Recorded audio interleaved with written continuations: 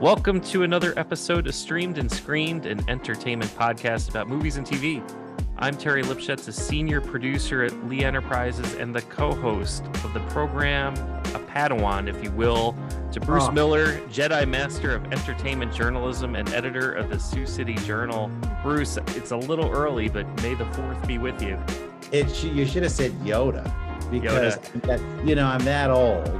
I had it in the script. I was going to call you Yoda, but I didn't want you to feel that old. Oh, I am so Yoda, it's ridiculous.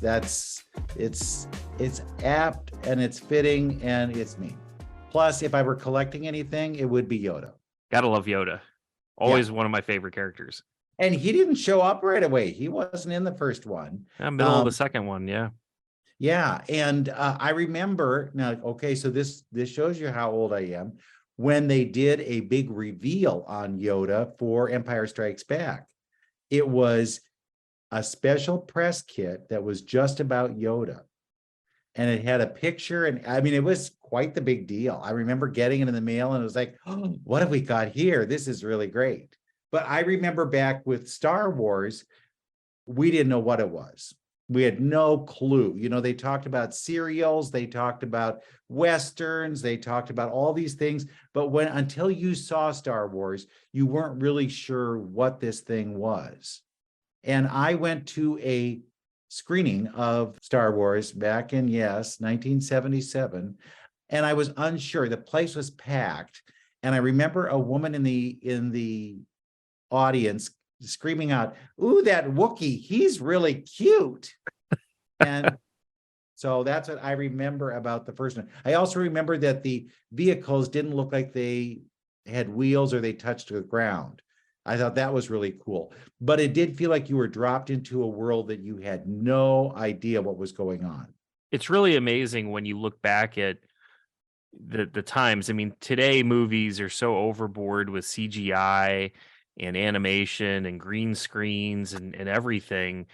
The fact that they were able to do a space Western, because that's really what it was. You know, you equated it to a Western, but even George Lucas thought of it as a space Western. And it's amazing that they were able to do what they were able to do back in 1977. When was the last time you've seen the original one? A couple years, probably. It's one of those things that it shows up on TNT all the time, or my daughter, who's so I've got twin girls, but one of them is just hardcore Star Wars like I am. So she'll have it on from time to time. So I'll sit down and watch little bits of it. But what disappoints me, though, these days is they effectively retired the original cuts of the movies and they went to the special editions from the 1990s. But even though those were cleaned up, you still have those elements from the original. Yeah, the sets are kind of wonky, I think. When they're running down the hallway and you think, I think I've seen that hallway. It looks very familiar. Well, it probably was. Right. We had it here with a symphony underneath it, where they did the live score. Oh. And it was very fascinating, but it was an older version. So you got a chance to kind of delight in those kind of simpler things. And I think it works better. I don't think he should have messed with that stuff. I thought he should have left it alone, because it is a piece of its time, but hey, if you're George Lucas, you do what you want. You can do that. Absolutely. So it's, with the, I guess, the unofficial holiday, May the 4th with Star Wars, just thought we would talk a little bit. There is some news kind of out there with Star Wars. So we just wrapped the 3rd season of The Mandalorian. We do have the new show Ahsoka coming up in August. We also wrapped season 2 of The Bad Batch around the same time as Mando. There's another series called The Acolyte, which is due sometime next year. It takes place in what's called the High Republic era, which is the end of that, which is leading into that prequel trilogy that George did in the early turn of the century. And there's some other things kind of coming along too, but we also had the Andor series last fall, which did very well. Obi-Wan Kenobi, which was kind of mixed reception on that. So there's a lot going on, but they just had the Star Wars celebration in Europe a couple weeks ago in London. And Lucasfilm President Kathleen Kennedy announced 3 new films. One is going to star Daisy Ridley as Rey. So she's going to reprise her role that she brought forth in the 3 most recent films from that new trilogy. There's going to be one that takes place in the New Republic, which is post Return of the Jedi, but before the Rey version comes up. So this is basically taking the shows that we see on Disney Plus now, and they're going to somehow intersect into some sort of film. And then there's going to be another film that's going to look at the dawn of the Jedi in the New Republic. So that's kind of what's on the horizon. There's been some speculation, I don't know how much you follow on this, that Disney isn't particularly happy with the direction of Star Wars, because the idea originally was they bought it. They want movies coming out left and right. Some of those did very well. Some of them didn't sit so well with the fans. And there's been some rumors out there in the Star Wars universe that maybe Kathleen Kennedy's job is on the line if she doesn't produce another Star Wars movie. Her contract, I guess, is up in 2024, and allegedly an ultimatum was placed that they need to have a movie out by 2025. So it's an interesting thing. You've got this huge series, this huge enterprise. I mean, it's a behemoth of, when you compare it with all these other tentpole type of, DC and Marvel and all these that are continuously putting out films, and Star Wars, they kind of have sputtered a little bit, but they're still doing very well with the TV programs, it seems. Yeah, I think there are too many things out there. I really do. We waited so long just to get Star Wars films that now to have a glut of them, I don't know that that's in their own best interest. I know they want money. I know they're sitting there, we got to get more money out of this. How can we get more money out of this? Let's do this. Let's do that. Come on. We'll have it. Yeah, let's do TV. Let's do a podcast. Oh, how about, and there's just this whole range of stuff. And there is a limit to it, because if you are new to any kind of franchise, you may not go in. You may not be interested in that because it's too much to learn. I know that was the case with Marvel. People thought that they couldn't get into that world if they hadn't started from the beginning. And they need to be a little better about their standalone Star Wars films. And I really think that's where you could haul in the Quentin Tarantinos, the people who are kind of a marquee name, and let's see what they would do with it. It doesn't necessarily have to follow everything, or it could just be people who are around during the same era but aren't caught up with this fight of good against evil. Maybe there were people who didn't pay attention at all in Star Wars land to what was going on. Was there a PTA meeting going on somewhere? Could that have sparked something? Who knows? And then, they never really do want to toy with anything beyond a PG-13. Why can't there be an R-rated Star Wars film? Yeah, that would be an interesting one. I mean, you can maybe get to, I mean, it's space war, so you could tick up the violence level a little bit, and they did it with the comic book movies. You do have a couple that have gone beyond PG-13. Right. It's possible, but it's Disney. So there are kind of those boundaries that are put into play that I think hinder what they can do. So hey, Kathleen, I'm with you. You just sit there and say, you know what, we can't do everything, but let's try something. And let it be standalone. It shouldn't have to be part of a trilogy for anything. That how I feel about those. I do not want to have to worry about, I've seen 2, I die, and I don't get the 3rd one. That's ridiculous. But you can easily be in that world and still show us what's going on. I'm with you with the standalone movies. I thought that Rogue One is perhaps one of the best movies, Star Wars movies of all time. And it's because, we knew what was going to happen, because we knew that it led up to the original 1977 Star Wars with the Death Star. So we knew going in, the movie is basically about them stealing the plans to the Death Star. It was a great movie from start to finish. And it's kind of followed through now with Andor, the series, where you could only do a couple of seasons of that, because eventually there's an endpoint. Right. So I think they really did a great job with that. I'm kind of hopeful that with James Mangold, maybe that's that director that they're bringing in, like you suggest, because he's doing the new Indiana Jones movie, the Dial of Destiny, but he's done Ford versus Ferrari. He did Logan. He did the Wolverine. He did the Johnny Cash biopic Walk the Line. So he's done a lot of different films, and he is an A-list director. So they can bring him. He's got that star power, and it's a little bit different than even when they had Ron Howard, who of course is a giant in directing because he was brought in to rescue the Han Solo movie, which was kind of falling apart. So, here they're going to let him do it from the scratch.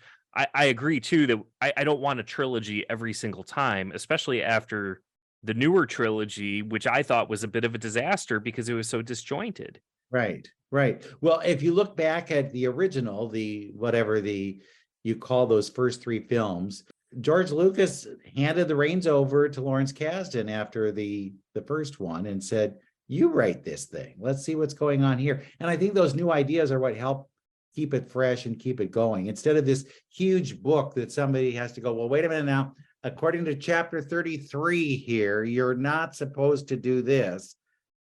It's chaos. And I think that's why I've turned off from Marvel. I really don't want to have to try and remember something that happened in 4 films prior to this one. Yeah. I think Star Trek had a little problem with that as well, where they're trying too many worlds, and now where are they? I really don't know where. Remember the kind of reboot with Chris Pine? Is that going anywhere? Is that going to be something more? Or are we going back and looking at old characters like Picard?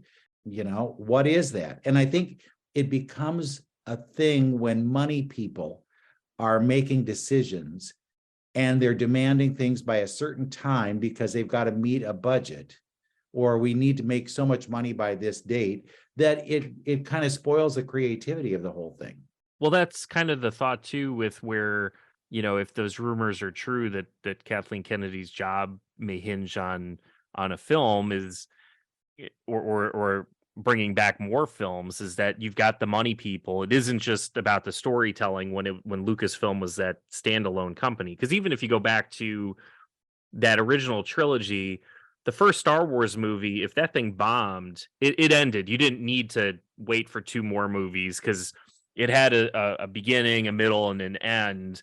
And at that end, you could have been like, okay, we're good. I don't need to see anything ever again. But they came back with Empire and then Return. And I think the other piece of it too is, even though he did hand it off to other directors to kind of tell a story, he was still part of the storytelling process. So it was his concept where he worked with other writers and directors on the finer points, which I think in comparison to the new trilogy, J.J. Abrams was there.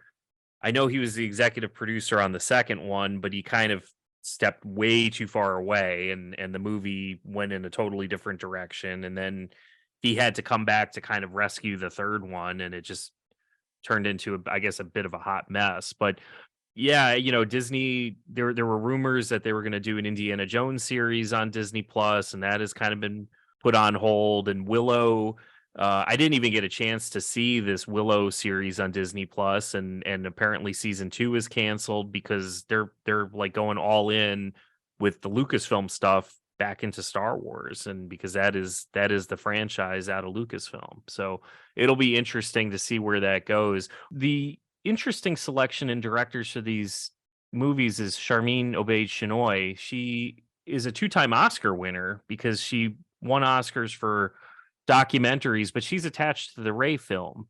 A little bit of an unknown, but I guess her star has been on the rise because she's done some directing work on the Mrs. Marvel series.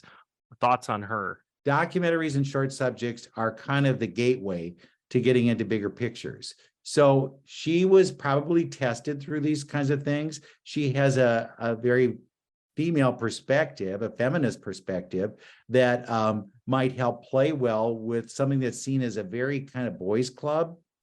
And it gives an opportunity for the Star Wars universe to kind of crack open to other stories that could be told. Because I think we've kind of worn out our welcome with some of these father-son things. I don't think we need to go into that a little more, but she might bring us a whole new world of opportunity, and it would be interesting to see what happens.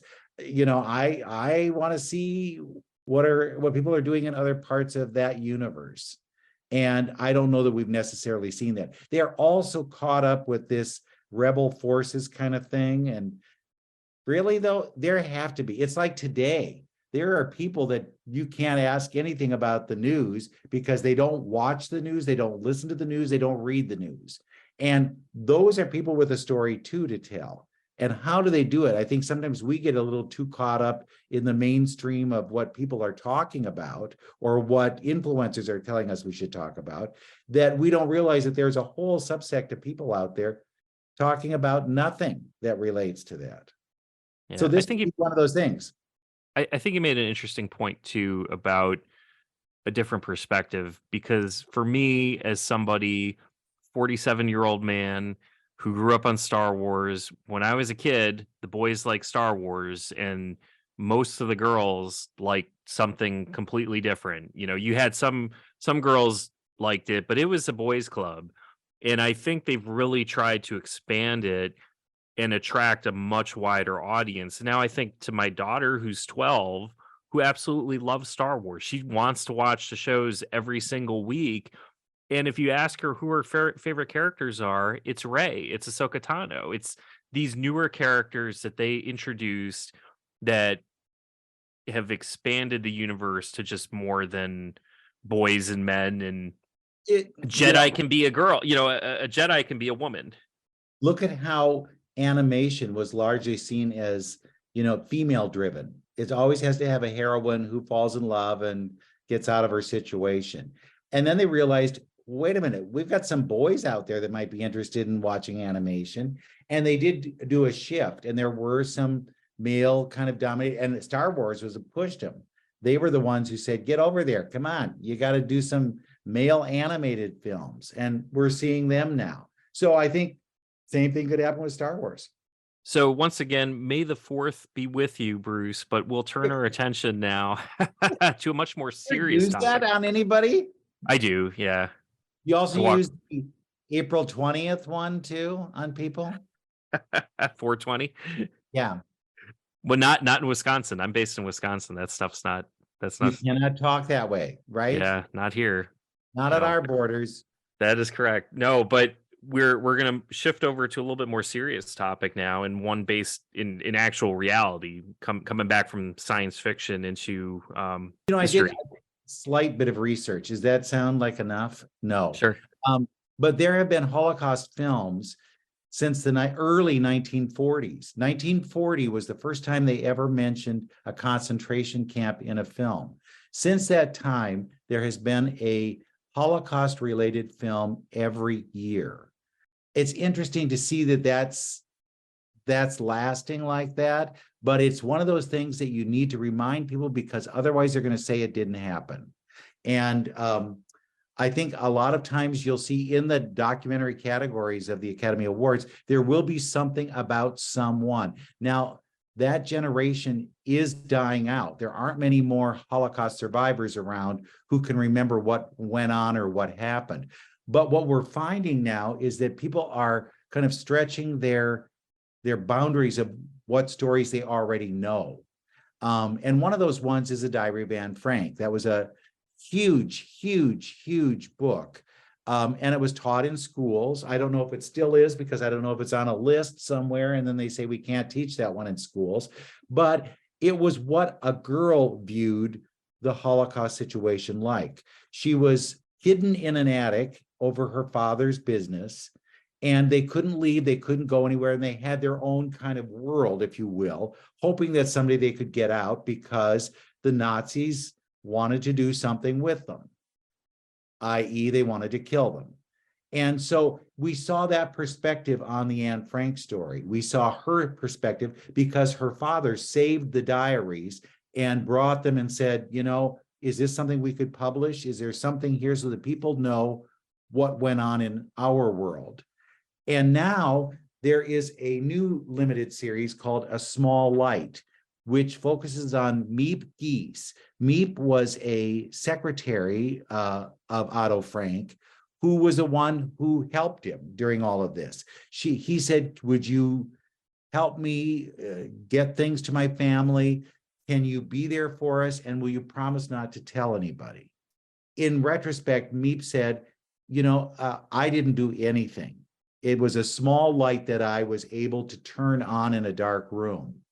And what she tells us is that there are things we can do, things that maybe we should be looking at now in our own world, where we can make a difference in somebody's life. And we see this with bullying in schools. We see this with loudmouth politicians who are shouting each other down and for no good reason. They're sideswiping people who never asked for this kind of attention. And it becomes a very volatile situation that we don't need to live in. And I think what this limited series tells us is that there are little things we can do along the way that can make somebody else's life a little easier. And why aren't we doing that? Why am I standing by and not saying, you know what, you're a bully and you need to stop this right now? I always had parents who would stop me and they would say, you are not doing that. We do not do those kinds of things. You are not going to bully somebody. But today it seems like we're a parentless society where nobody tells the people who are in authority or power, you can't do that. You can't treat people like they're somehow lesser than you. You can't make fun of them, because why? What are you gaining by that? You're doing nothing. So this is this mini series here at Roundabout Way. This was me on a soapbox. Did you see that, Terry? Did you see it? I did. I picked up on that. The series lets us know that there are little things we can do. And I think it reminds us that we don't have to be some Schindler's List rescuer kind of person. We don't need to be that guy who runs in, saves a bunch of people, and then you're considered, yeah, that's what we need to do. It can be something as simple as maybe talking to somebody else, maybe comforting someone during a tough situation. Maybe it's bringing food to somebody. It's so simple. And this is a very slow kind of building miniseries. I'm not saying it's a slow miniseries, because it's not, but you see how she grows, how Miep grows in the process of all of this. I think it's fascinating. It's one of the best things that we've seen on TV this year. And it starts May 1st, I believe it is the first 2 episodes, and it's 8 episodes in all. I got a chance to talk to Belle Pauley, who plays Miep, and Joe Cole, who plays her husband, Jan. For them, they weren't filled in on what this story was until they started researching it. And interestingly enough, and you'll hear this, is that they did not realize that Jan didn't talk about it. He really did not want people to know his part because he didn't think it was that important. And Miep didn't write a book until many, many years later, talking about what she did in all of this. So it's a fascinating story. I think you'll be really taken in by it. And you'll also see how contemporary they are. It's not like when we see a film that's set in another era, you go, oh, they're old-timey people and they just do old-timey things, right? And they wear old-timey clothes. And these are like so contemporary. You think, I think I could hang with these people. I think these are people that I would like to be around. And that's where sometimes when they do films about these things, they tend to take away that kind of humanness, and they want to set them up on a pedestal and make them something other than real people. And this is one that shows you the real people behind the story. All right, so let's go to that interview and then we'll come back and wrap up the show. During this, when did you guys say, could I do what they did? Was there a point in the making of this where you thought, do I have what it takes to do what these two did, to hide people, to kind of divert people? I think that's what's important about the show. Hopefully it's going to make lots of people think, could I do what they did? Because it's about 2 very ordinary people. It's not big, sweeping historical statements or like larger than life characters. These are literally just 2 young people who are going about their lives, who ended up doing a really, really extraordinary thing. And they have the same attributes that loads of young people have. I mean, they were newly married, they loved going out dancing, like she was a big party girl. And then their lives were turned upside down when they made this really heroic decision to help hide these 8 people. So hopefully it will make lots of viewers think, would I be able to do this? Is your answer yes, or is it I really would It's have to that's such a hard question to Yeah. answer, because it's so like, you just sound like such an arrogant prick if you say yeah. I mean I think what they did was so extraordinary and so incredible. You know, I you know, thankfully we'll never be put in that position. You know, but what incredible role models! What incredible you know, what an incredible thing they did. I see today, though, there are parallels. 100%. Of course. You know, and you go, well, why am I not stepping out of my comfort zone and just saying something to people? Say, you know, you're wrong. Yeah, but it's also, you know, the show's called A Small Light because, you know, Meep's famous quote, anyone, no matter who you are, can turn on a small light in a dark room. So anybody can do a little something for somebody. So I'd like to think I can definitely do a little something for somebody, you know, and what they did was a little something that somebody turned out to be a huge thing. And they represent a huge number of people that are also doing that all over Europe. You know, they weren't the only ones. I remember seeing another movie about this, and I think I did interview Meep to really... Really? Yeah, and I do not... Really? Yes. It was a TV movie that they had done, and I think Mary Steenburgen played her. Yeah. And I don't remember her being as playful as you are in this. Well, obviously it's in Tony and Joan's take on her and their writing of her, but I read her book, Anne Frank Remembered, a few times. It was kind of my main source of research, and her voice really does come out in that book, and she does talk, like, you get the sense that she was quite cheeky and playful, and she talks about how much she loved going out dancing and partying with her friends, and how she found her husband so attractive, and you know, the funny kind of conversation she had with Anne. So, and then obviously that filtered through Joan Rater, our writer's voice. She very much has those sentiments herself, and then filtered through mine. Our take on her is that, but I do believe that she was like that. Was their relationship a true love thing, or did it grow into love? Well, it's an interesting question, really, isn't it? I feel that it was a true love. I Yeah. mean, because there was huge barriers in their way. You know, Jan was married previously. Meep wasn't married at 20, sort of into her mid-20s, which was rare at that time, and sort of spoke about not. She could have gotten her brother. Come on. She could have got a Yeah, who would pass up that opportunity? and talks about not wanting family and doing things, you know, possibly doing things in a very different way to how they would have done things in those times. Like there's a process of how you live your life. You have kids early, you get married, you stay at home. So she's doing things very differently. And Jan was previously married, so I think definitely that it's more romantic because they really wanted to make this work, and he had to divorce his partner and all the rest of it. It's like it's a social faux pas in those days. Did they do all those things in the bathtub? Because I thought, oh, that's really cool. I mean, I don't know. No, they used to.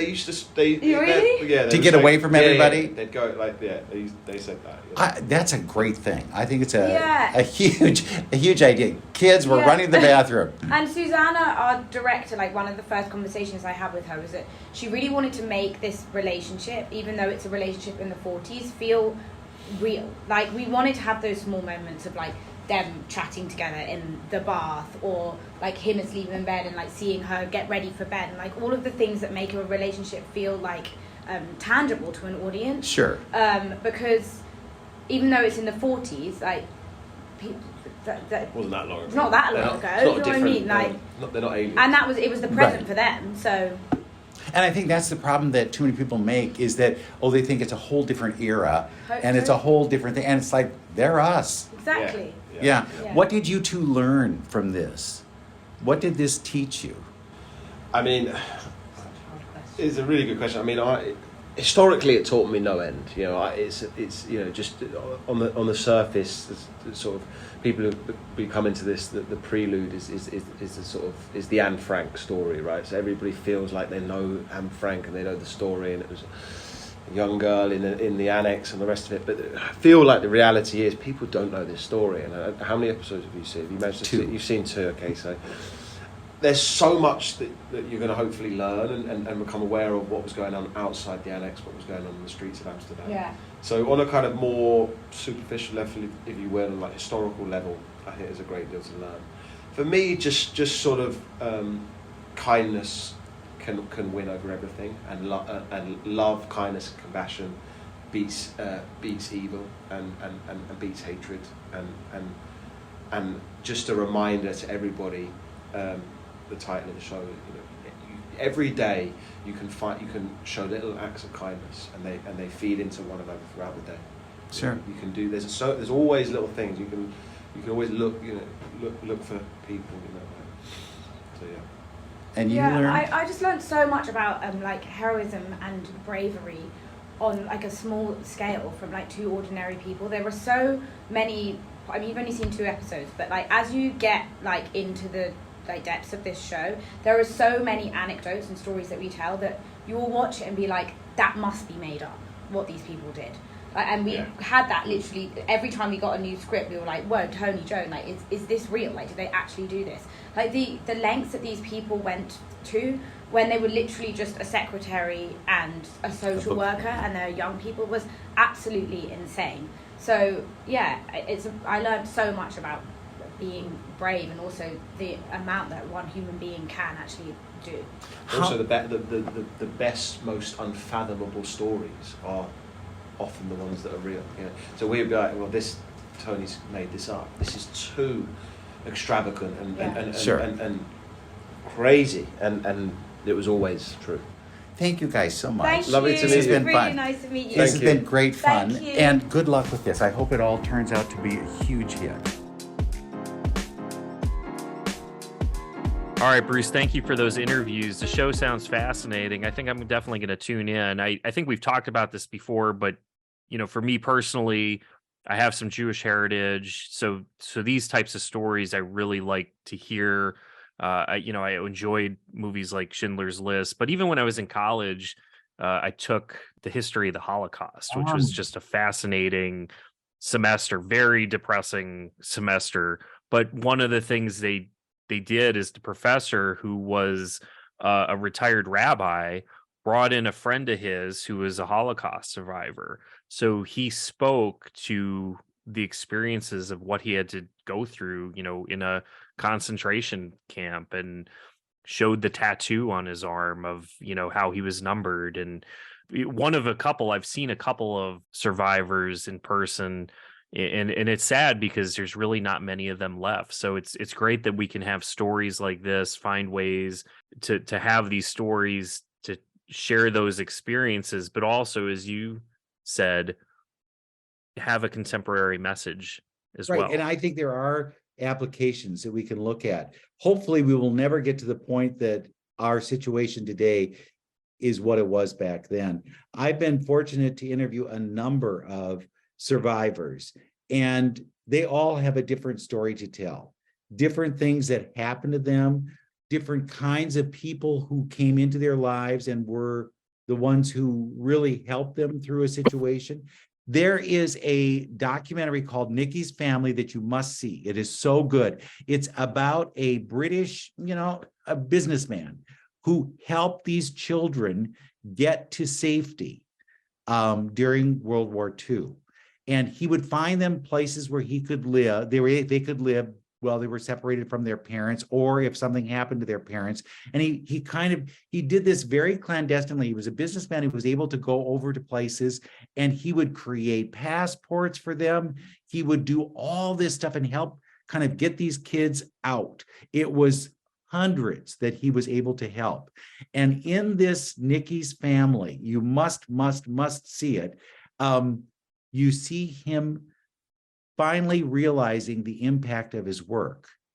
And they have this kind of, if you will, it's a program, this is your life kind of thing.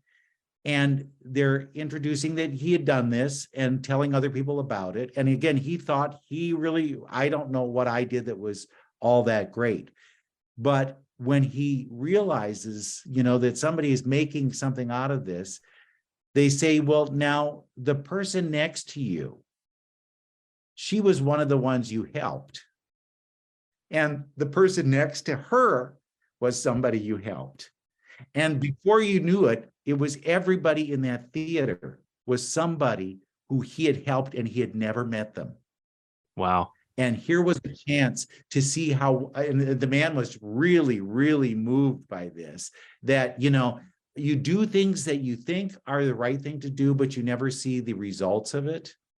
And it is so powerful. But that is one of my favorite films of that era. And it shows exactly what somebody did and how, and children of those Holocaust survivors and how they wouldn't have been around without him helping them out. And by just doing what he thought was the right thing to do, by creating passports. And you'll see where he like cut things out and pictures out and made these passports and got the papers they needed. It was fascinating that this man would do this kind of stuff. And he was knighted for his work. But it's just fun to see this old man just get really tickled by all these people. It's a really cool thing. So that's what I think where our takeaway is, that we can do something. Absolutely. So yeah, that's definitely one I'll put on my list to check out. Bruce, what are we looking at in the coming weeks? Well, I talk about getting to talk to people that make a difference. David Rubenstein is a billionaire who's done a lot of different things, but now he's doing a TV series about American icons, things that are iconic in the United States. Now, I said right away, well, Mount Rushmore, of course, isn't that an icon? And he said, well, maybe if we do another season, it might be in there. But he looked at things like the Hollywood sign would be an icon. And it's things that really immediately you identify and you can see something there. But it's a fascinating discussion we have about what is iconic and what does somebody like him with all that money do? And he does collect things like the Declaration of Independence. He has a couple of those, I think. He has the federal papers. He has a Magna Carta. The things I've got lying around the house, I think they're in the basement in my house somewhere. I'll have to dig them out. But this is what he is interested in. And he says he does it because he wants other people to be able to see these things. And so he loans them to libraries and museums so that then we can go there and say, you know what? People did do these things. They did exist. So his Magna Carta is like me owning a couple of copies of like a Mike Piazza baseball card, basically. If you kept it in good shape. Mine are in good shape, Bruce. Okay, good. Mint in box, or is it near mint? One of those kind of things. Is it near I don't mint. know who does that. Is there some guy sitting in a room that says this is a 7? It's yes. Right? Somebody actually gets paid to do that. Yeah. There's the job we should have. I know. And then, so we have that coming up. And then in a couple weeks too, we're going to look forward to the summer. Big summer. It's the big summer. We're going to do it. So there are movies besides Indiana Jones coming out. That's all I know. Barbie movie we've got to get into. Come on. Awesome. So we will come back in a couple of weeks and do that. All right. Well, until then, thank you for listening, and we'll be back soon with another episode of Streamed and Screened. Be the small light.